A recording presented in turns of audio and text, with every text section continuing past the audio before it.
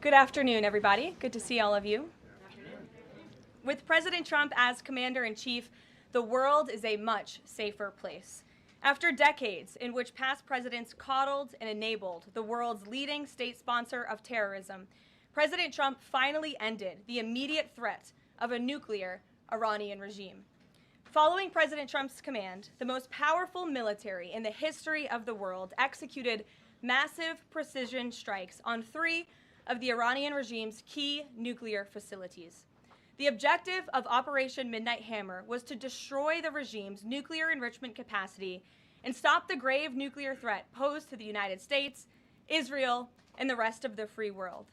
The mission, which will go down in the history books, was an overwhelming success.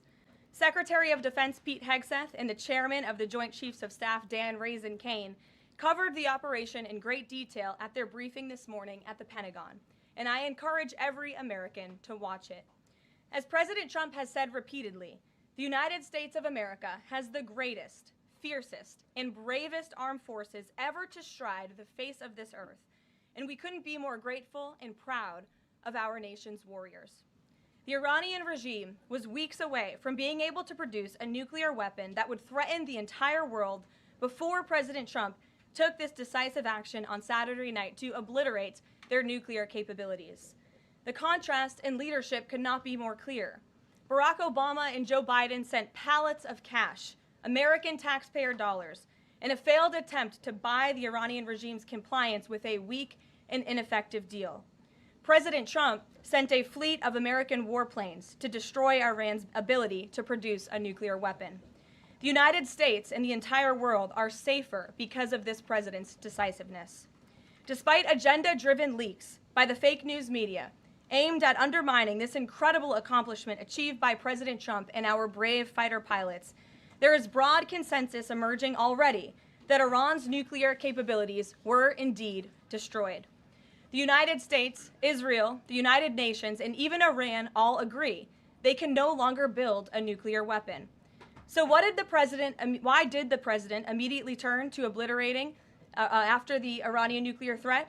Securing peace. Within 48 hours of the devastating strike, President Trump and his team brokered a historic ceasefire between Israel and Iran and officially ended the 12-day war. The Middle East is now shifting away from chaos and bloodshed and moving toward the beginning stages of a new era of peace and stability that President Trump has long called on them to achieve. This was unthinkable at this time last week, and this is what peace through strength looks like. Under President Trump, America will relentlessly advance our interests without being dragged into endless wars. His fearless leadership guarantees America is once again respected across the world. Just look at what he was able to accomplish at the NATO summit in the Netherlands. Many of you were there. Our allies agreed to invest 5% of their GDP annually in defense because President Trump demanded it. This will be the most significant reinforcement of NATO's collective defense in the history of the NATO alliance. And as a result, the United States of America will carry less of the burden, and our NATO allies will be stronger than ever before. As NATO Secretary General Ruda put it, for too long, one ally, the United States, and our taxpayers, I may add, carried too much of the burden of that commitment. And that changes today. President Trump made this change possible. We will produce trillions more for our common defense to make us stronger and fairer by equalizing spending between America and our allies. This is the Trump effect. This is what the president meant when he declared that America is back. Now, back here at home, Americans are paying much cheaper prices for gasoline this summer, as both the Wall Street Journal and the New York Times pointed out today. Here's how the Wall Street Journal put it. Hitting the road this summer won't bring as much of a big hit to your wallet. The national average for a gallon of regular gasoline is about 23 cents cheaper than this time last year. Analysts say plentiful supply is expected to keep prices down in the coming months. These are the cheapest gas prices at this point of the summer since 2021. And despite all the doom casting from liberal pundits, oil prices on Tuesday were lower than before the Israel-Iran conflict began. As President Trump continues to unleash American energy, our country will have even more efficient, reliable, and affordable energy to protect our national security and fuel our people. Later this afternoon here at the White House, the president will host a One Big Beautiful event in the East Room to rally Republicans to get the One Big Beautiful bill across the finish line. At that event, he will be joined by everyday Americans from across the country who will massively benefit from the common sense policies and provisions within this bill. This is the largest tax cut for working and middle-class Americans in history, and it's going to put more money into the pockets of hardworking Americans. Families will see an average increase in take-home pay of more than $10,000 per year. Americans earning between $30,000 and $80,000 per year will see a 15% tax cut. Overtime and tipped workers will save thousands of dollars annually. And our amazing seniors will receive historic financial relief by reducing the tax burden on their Social Security benefits. Simply put, this bill is going to unlock the golden age of America. And we look forward to continuing to work with the Senate and the House to see this bill on the president's desk for signature by Independence Day. Here in our new media seat today, we have Colin Anderson with the Washington Free Beacon, who will kick off our question and answer. Colin, go ahead.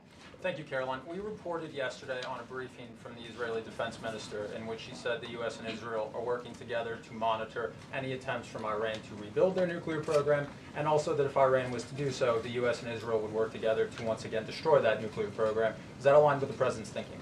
Look, the president, as I said in those opening remarks, Colin, and thanks for being with us today, views the Middle East on its way to peace and prosperity. And the president used strength on Saturday night. The whole world saw that the United States is indeed the most lethal fighting force in the world with those precision strikes on Saturday evening. But the president wants peace. He always has. And right now we're on a diplomatic path with Iran.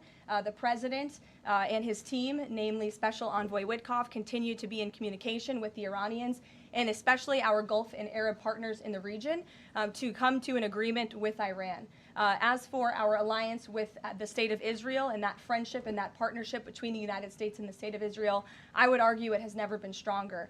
And we see a new era in which perhaps some of these Gulf and Arab states can sign on to the Abraham Accords. That was one of the president's most signature accomplishments in his first term, and he'd like to see more of those countries sign on in this second term. And so we look forward to sustaining a long and durable peace in the region, and the president wants to do that through a diplomatic solution. But as he proved on Saturday night, he's not afraid to use strength if we need to do it. Gabe. Thanks, Caroline. The president mentioned in a Truth Social post that no enriched uranium was moved from Fordow. What about the other two sites, Isfahan and Natanz, and how can the president be so sure that no uranium was moved? Well, what I can assure you is that the United States and our intelligence agencies and Director Ratcliffe and the President's entire national security team were obviously watching these sites very closely in the weeks and the days leading up to the attack on Saturday, which I will add was one of the most secretive and successful operations in United States history. I think many of you in this room would agree with that because none of you in this room knew about the strike on Saturday until it took place. So we were watching closely, and there was no indication to the United States that any of that enriched uranium was moved prior to the strike. From any of the sites? Correct. And then one more thing, Caroline. Next week, the president mentioned that there would be talks with Iran. Didn't mention any details, and Iran has not confirmed them. Can you share any details about any potential talks next week? We don't have anything scheduled as of now, but I spoke to our Special Envoy Witkoff at length this morning, and I can assure all of you we continue to be in close communication with the Iranians and through our intermediaries as well, namely the Qataris, who have been an incredible ally and partner throughout this entire effort. And as I said, this administration is always focused on diplomacy and peace, and we want to ensure we can get to a place where Iran agrees to a non-enrichment civil nuclear program.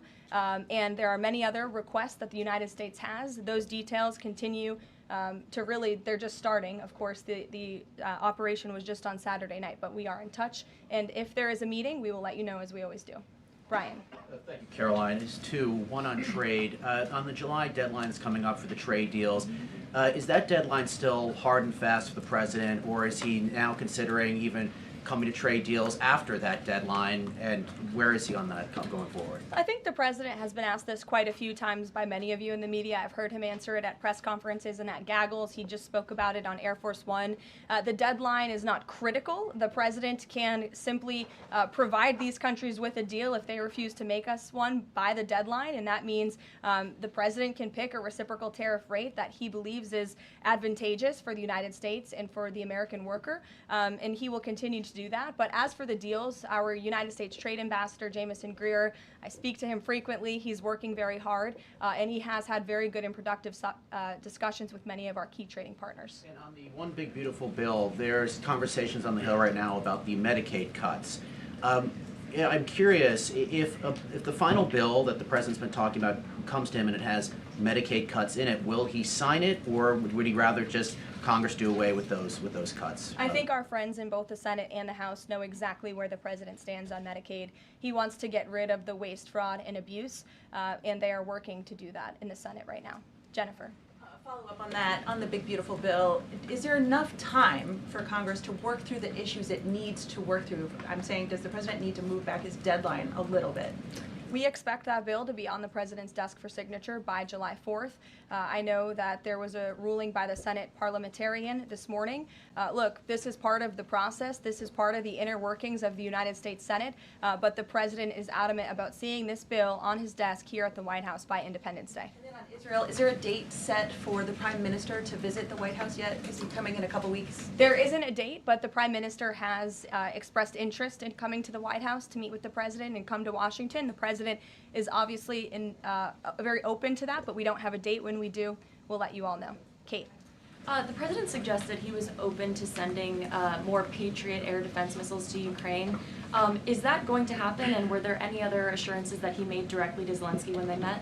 I'll let the president speak on that. That was a private conversation between he and President Zelensky, but the meeting was a good meeting, and it was a meeting towards progress, and the president, as he said, repeatedly wants to see this war come to an end, but I'll let him speak on that specific And point. Witkoff yesterday suggested that there would be more countries signing on to the Abraham Accords. What's the timeline on that, and which countries specifically is the administration looking to have sign on? Well, the president is certainly hopeful that more countries in the region will sign on to the Abraham Accords. Again, we want to see a long, withstanding, and durable peace in the Middle East, and that's the way to do it. And when the president met with the new president of Syria, that was one of the requests that he made for Syria to sign on to the Abraham Accords. I don't have a timeline for you, but this administration wants to see that happen, and our partners in the region should know that. Rachel. Thanks so much. Just to follow back up on the meeting that the president mentioned about wanting to have this meeting with the Iranians next week. Clearly there's a willingness here from the administration to want to meet with Iranian officials.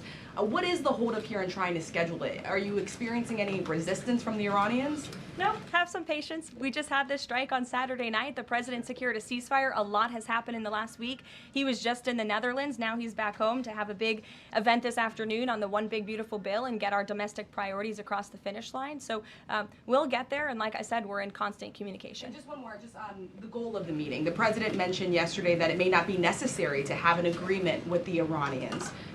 What is the purpose, what would be the goal of this meeting? Again, to continue moving forward towards a long-standing peace in the Middle East. Jordan.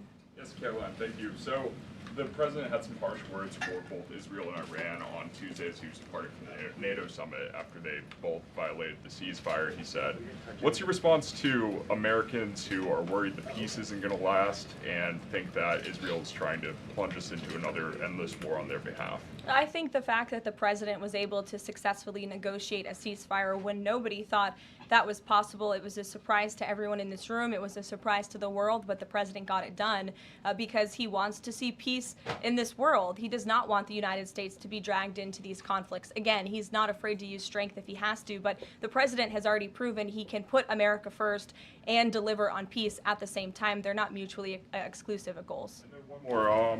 You know, after Kari Lake, she testified in the House Foreign Affairs Committee on the waste, fraud, and abuse and the rot, really, in Voice of America and USAGF. The president called for Congress to kill it.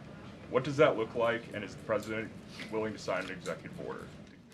Well, I believe that that action would have to be legislative through Congress, and the president directed Congress to get that done in his Truth Social post yesterday. If there is any executive action that can be taken to cut some of the waste, fraud, and abuse or do away with the program entirely, I'm sure our great Deputy Chief of Staff, Stephen Miller, is already looking into it. And if it can be done, it will be done here at the White House. But Congress should act as well. To the back. Go ahead. Yes. Okay, Caroline, thank you. The administration has To said the back, that- and then Carrie, I'll come to you. Yeah, the administration said that the DIA report was low confidence intel. Can you share what other assessments are currently underway to get to the bottom of just how effective these strikes were? Yes, well, I can assure you what the CIA director said, that when we look at the entirety of the intelligence that we have to this date, it concludes that these strikes on the Iranian nuclear facilities were absolutely successful. It was a total obliteration, as the president said, and not only does our own intelligence say that, but also the Iranian foreign minister has said that. We saw Israel conclude the same thing based on their own intelligence. We also had the United Nations say that as well. So I think the only other time the United Nations, Israel, Iran, and the United States has agreed on something is that the sky is blue, but they all agree that Iran's nuclear facilities were completely demolished. And I would just like to reemphasize, you mentioned this was a low confidence preliminary intelligence assessment, and the entirety of that assessment was not leaked to the media. Only tidbits of that assessment were leaked to CNN. And we have seen this playbook run before, where you have people in the intelligence community, or perhaps on Capitol Hill, we don't know, but I believe the FBI is investigating to find out who that leaker was, because it's illegal, and they should be held accountable for that, leaked bits and pieces of an intel assessment to push a false narrative. And it's to the same reporter, I will add, Natasha Bertrand of CNN, who has done this in the past. In 2020, it was Natasha Bertrand who had 51 intelligence analysts falsely lie to her, but she still put it on paper for some reason, that the Hunter Biden laptop story was Russian disinformation. We all know that's not true, right? We can all agree on that now. That was a lie from the intelligence community.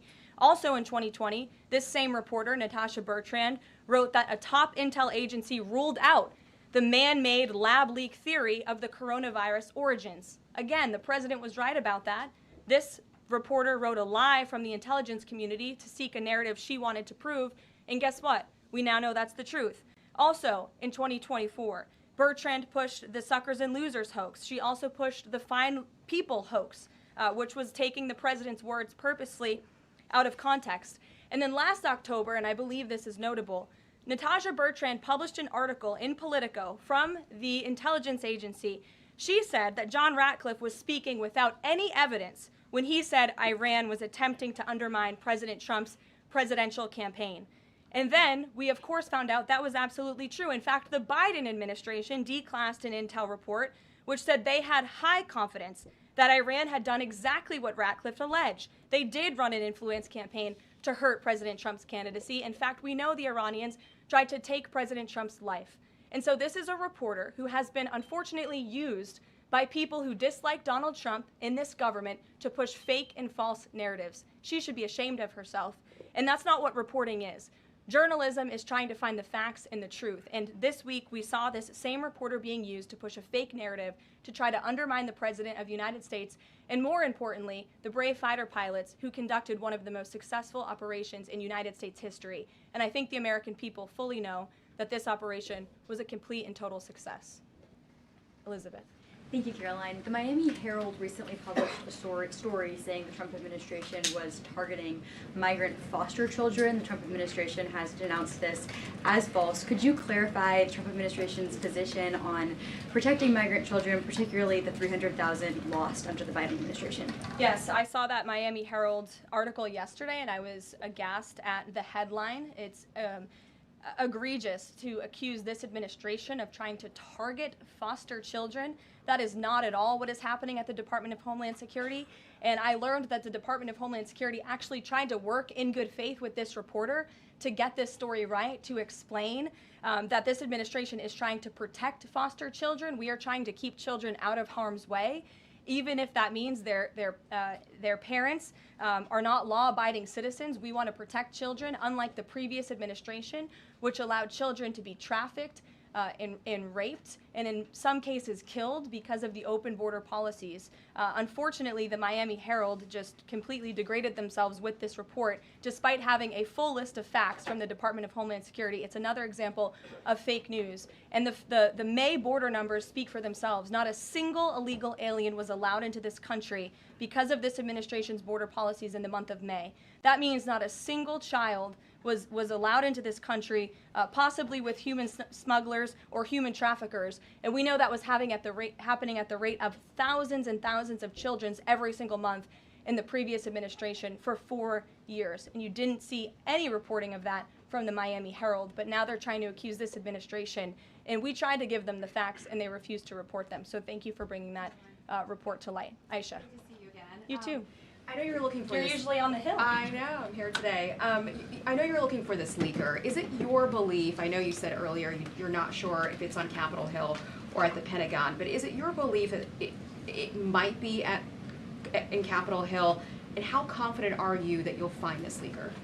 Well, I'm not personally looking for the leaker. The FBI is looking for the leaker, so you'll have to ask them in the Department of Justice in terms of this investigation.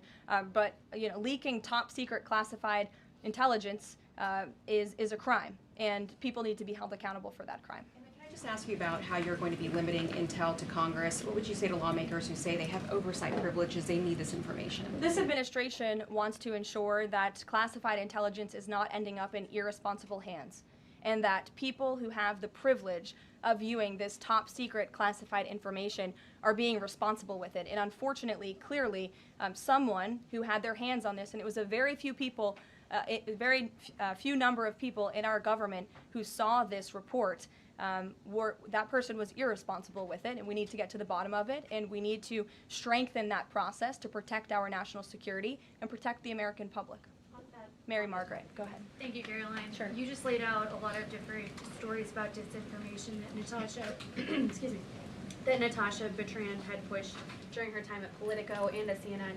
Why would any member of the Trump administration leak anything to her? Well, again, as I just said, we're investigating who that leaker was. It could have been someone in the intelligence community, or it could have been someone on Capitol Hill who had access to this document. The FBI is searching for that person. Go ahead. Thanks, Caroline. The president was And obviously... clearly it was done to undermine the president, to answer your question. And I'm sorry, I really wanted to follow up on that really quickly. Before the strikes on Iran, we saw a number of other leaks about Tulsi Gabbard, the Vice President Vance. Is there an effort to divide the president's team when it comes to these leaks and which reporters they choose? I do believe there's an effort on the outside of this building to try to divide the president's team on the inside, and sometimes you have to look at these headlines and laugh, because I've been in meetings where I know these things are absolutely not true. And again, we do our best here, I believe, to try to push back and correct the record with all of you, but there is fake reporting. That's just the reality of this country, unfortunately. But I can assure you the president's team is strong, especially the national security team. Everyone is very proud of the president, of our commander-in-chief, and of our military for the successful operation that took place on Saturday night. Thanks, Caroline. The President was obviously very pleased with getting his NATO allies to increase defence spending. He's made the same demands of Asia-Pacific allies of the United States, including Australia, where I'm from. How does the NATO result impact negotiations with Asia-Pacific allies? Does it, for say, strengthen the President's resolve to say, well, our NATO allies have done it, now you need to do it too? Yeah, I mean, look, if our allies in Europe and our NATO allies can do it, I think our allies and our friends in the Asia-Pacific region can do it as well. But as for our specific relations in those discussions, I'll let the president speak on those. And can I just ask as well, when he had to leave the G7 early, he missed out on a number of bilateral meetings that were scheduled with other world leaders, including the Prime Minister of Australia. Obviously, President Zelensky, he's managed to meet since then, but are there plans afoot to make up for those meetings with the world leaders that he missed out on? Yeah, I think many of those world leaders understood the situation happening in the Middle East and the urgency and the need for the president to get back to Washington to monitor that situation. And obviously that was the right call, considering the success of not only the operation on Saturday night, but also the ceasefire that the president has since brokered on behalf of not just our country, but the entire world, frankly. But he has made up a couple of those meetings, and he has had direct phone calls with some of those leaders he was supposed to meet with as well. Not all. Ed. Yeah, thanks, Caroline. So to clarify on trade, so what happens to the countries other than China on July 9th? That's a decision for the president to make, and I will let him make it. Okay, and secondly, so now that oil is just about upper $60s a barrel, when's the administration going to start refilling the Strategic Petroleum Reserve? That's, again, a decision for the president to make and our Secretary of Energy. There's no imminent plans to do that, from what I understand. But as you have seen with the plummeting of oil prices in this country, it's because this president and our Department of Energy have really tapped into our resources here, and we have an increase of supply, unlike the previous administration that totally hampered our domestic energy efforts, but totally robbed and drained our strategic petroleum reserves. So when the time is right, the president will make that decision. But right now, we are utilizing the resources that God blessed us with right here in our country to produce energy for our people. You know, one more if I could, on the One Big Beautiful Bill, does the president believe the parliamentarian of the Senate should be removed? I haven't spoken to him about that, and I'll let him speak on it. However, again, he knows this is part of the process and the inner workings of the Senate, and he wants to see this bill done, and he remains very much engaged in these conversations and in this process with lawmakers in both the Senate and the House side, and the whole White House does as well. In the back, yes, Libby. Thank you, Caroline. Earlier today, the president stated that these photos out of Fordo that were showing nuclear materials being removed, suspected of showing that, were just concrete workers. What intelligence is that based upon? Look, the president shared that statement with all of you, and I already answered the question about whether uranium was moved prior to the strike, and the answer is no. Is there a chance that the DIA report becomes public at any point? I don't think this administration is going to get into the habit of sharing classified, top-secret information. Those classifications exist for a reason, and I wish everyone who had the privilege of looking at these documents would respect that. Daniel? Thank you, Caroline. You've been emphatic that the president's expectations for the One Big Beautiful Bill to hit that July 4th deadline. You had a big meeting on Capitol Hill yesterday with the Republican Study Committee. Did you walk away from that meeting pleased with what you heard? Did it bolster your confidence that Congress is able to meet that the expectation of the president? Yes, I did. The camaraderie at the Republican Study Committee was great. Members, expressed, their feelings about the bill, but as we saw, the bill passed through the House despite many people believing it could not. So the House is ready to receive this bill back from the Senate so they can pass it and bring it to the president's desk. So it was a great meeting, and Republicans are very unified. And we also talked about the mayoral race in New York City and how the victory of the Democratic primary candidate really shows how far left and unhinged the Democrat Party has become. And Republicans truly are on the right side of every issue in this country.